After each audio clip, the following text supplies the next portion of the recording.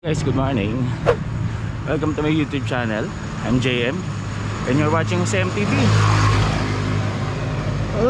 So bike to work muna tayo today. I'm not wearing my usual helmet na Fox Meta, yung red.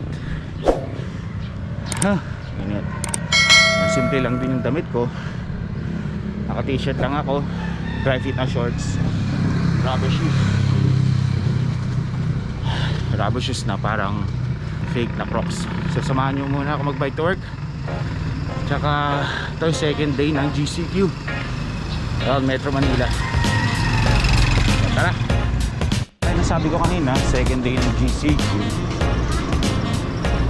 So ibig sabihin yan, hindi pwede lobas yung mga minors, 18 and below, and yung mga seniors na 65 and above. So today is Tuesday, 6:45. Balik na naman tayo sa GCQ kasi tumataas ang mga kaso. Nag-average ng 7,000 to 8,000 a day. So that's the highest. Mas mataas so kumpara last year. Hindi ko muna in-encourage lahat na mag-long ride. So wala muna tayong long ride and group rides. Kung magra-ride kayo, essential lang sana, may mga bibilhin lang, may mga importante gagawin. Naka solo rides muna. IBT Road, nasaan?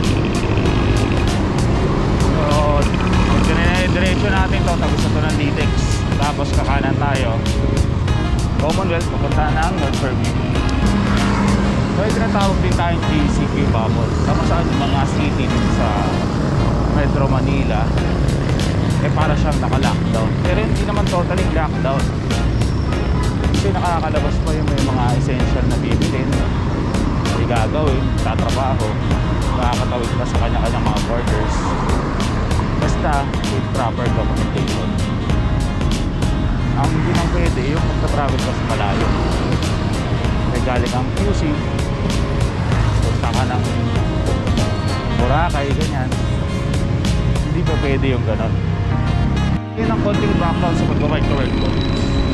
I've been doing this for 4 years. Nahilig ako sa bike, tuloy-tuloy na yun yung pagbabike to work ko. Hindi na ako sinay nagko-commute eh. Kasi hindi ko na nga din alam kung magkano pang masahe. Nagko-commute ako, abutin siguro ng 1 hour. Ang work ko kasi sa Novaliches pa, kapit sa bayan.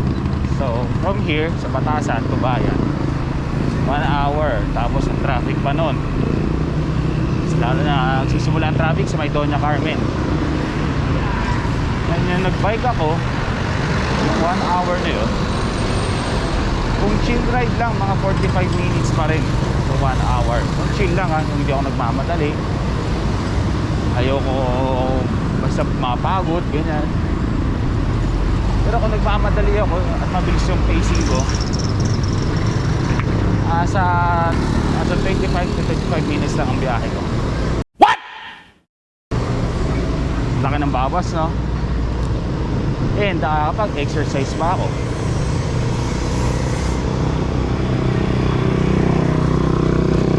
Kasi pag maalis ako ng ganito sa bahay, hindi ako naliligo.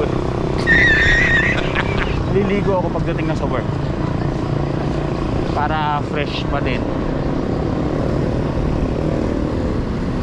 Kaya lang maganda sa workplace kung may liguan kami, nakakapagdala akong damit, or minsan yung mga damit na ako nakaiwan doon, at doon na ako naliligo.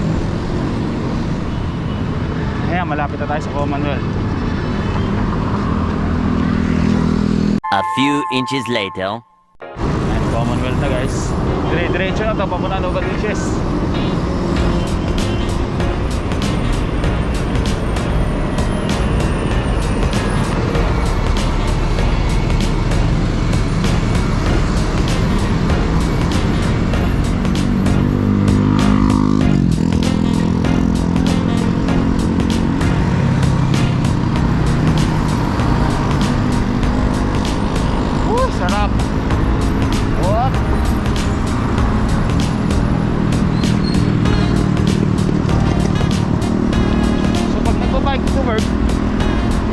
defensive driving, defensive riding ka naman. So laging nasa defense mode ka. Katulad pag may nakikita ka malalaking truck, mga bus, hindi ka masyado dumikit, magbigay ka ng allotted distance. Tsaka syempre, stay on the right side of the road lagi.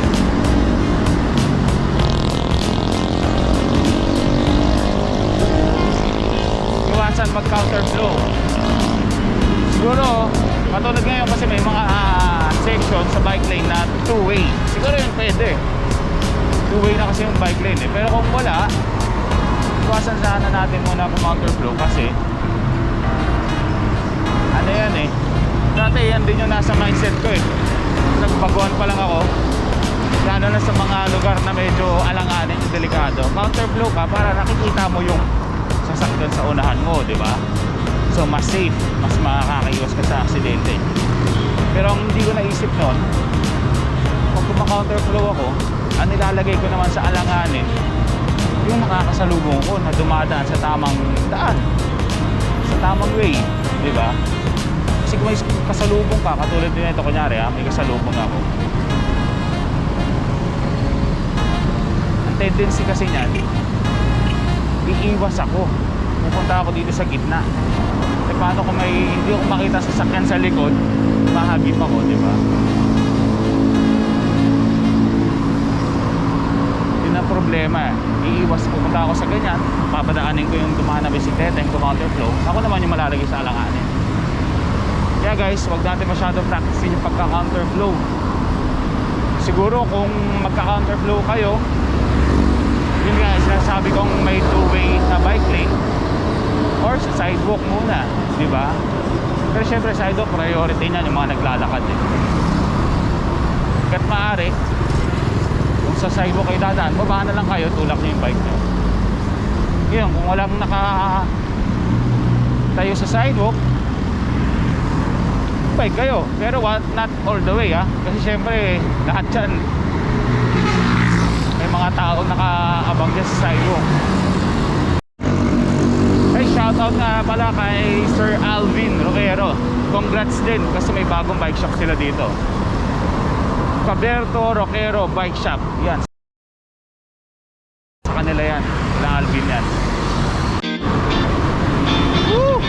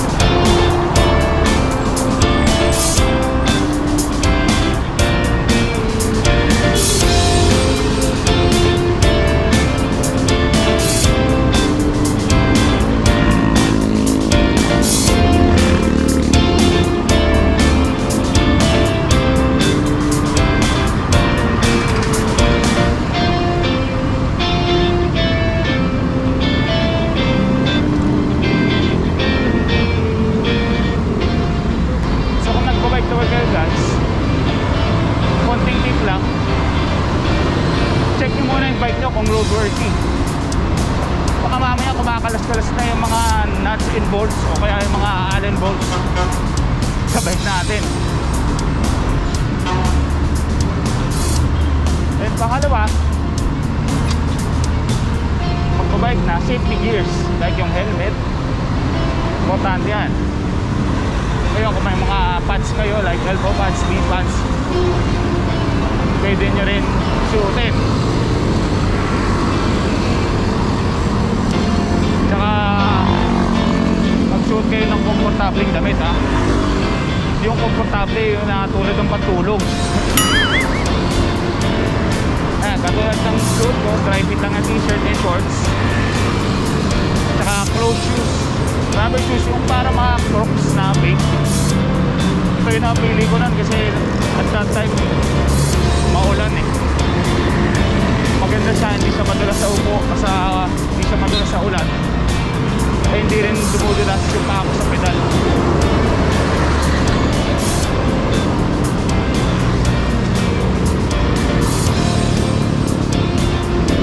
Tapos paggabi, syempre magsuot kayo ng outfit na medyo light, hindi pala medyo light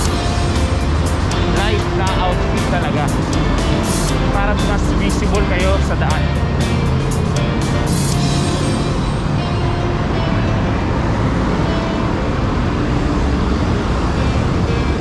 North Fairview, approaching na tayo North Fairview.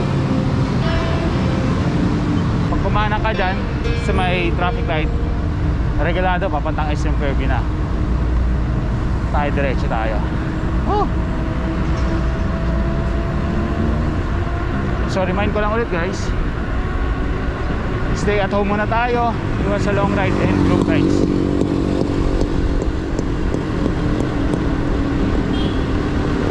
Malaking bagay na yan na matutulog natin. Saka yun pala guys, encourage ko rin kayo magpa-vaccine para ma-stop natin yung spread ng virus. So hindi naman din sa pilitan yan eh. Kung sino lang yung may gusto. And isa pa, bago ka naman i-vaccine, dadaan ka muna sa screening. Pag kumahan ka sa screening, sabihin mo yung totoong medical history mo. Like kung may heart condition ka, hypertension, allergies, yan. Tsaka mostly ang mga vaccine natin, marami na napagdaanan yan, marami ng test ginawa dyan. Yesterday yung kapatid ko nagpa-vaccine, free vaccine yon sa may Manila.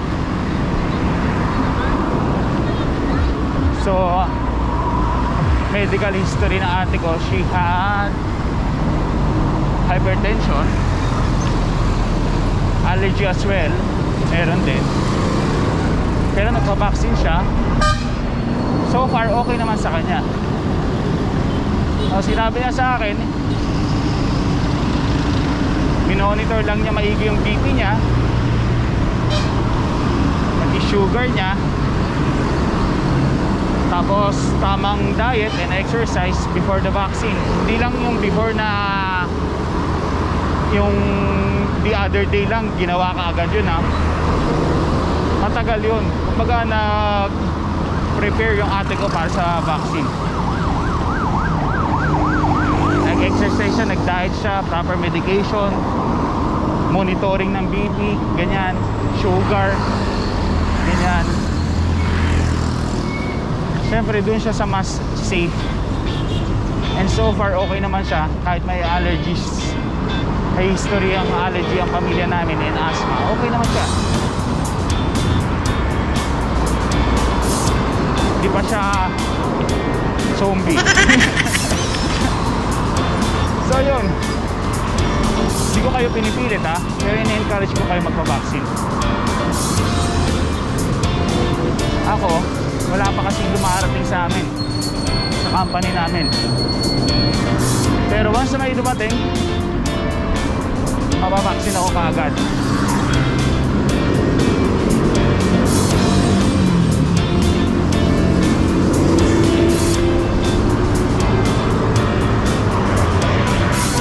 Ayun din pala guys, tip din,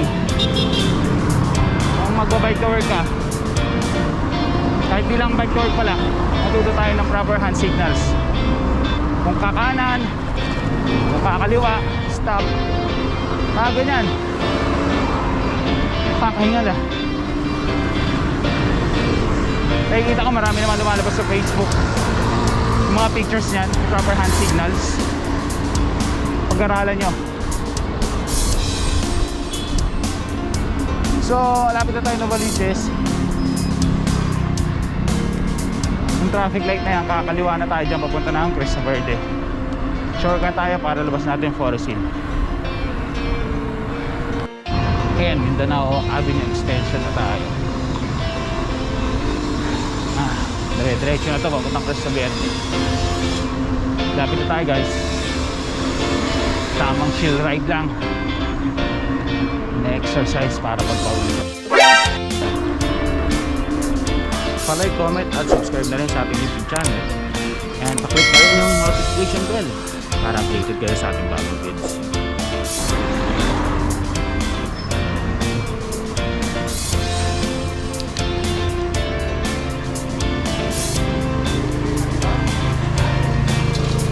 Morning, sir.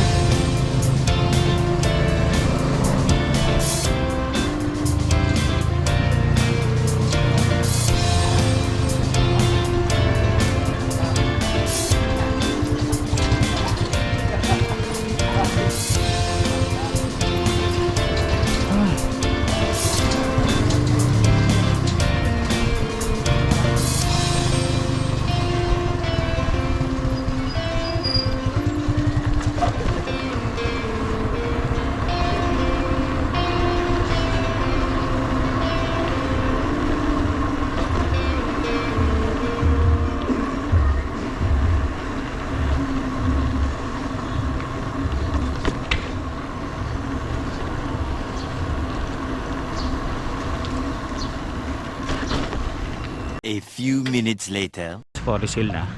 So dito ko natatapusin yung video natin. Paalala ko lang ulit ha. Stay at home and ride safe. Ingat sa lahat. Bye.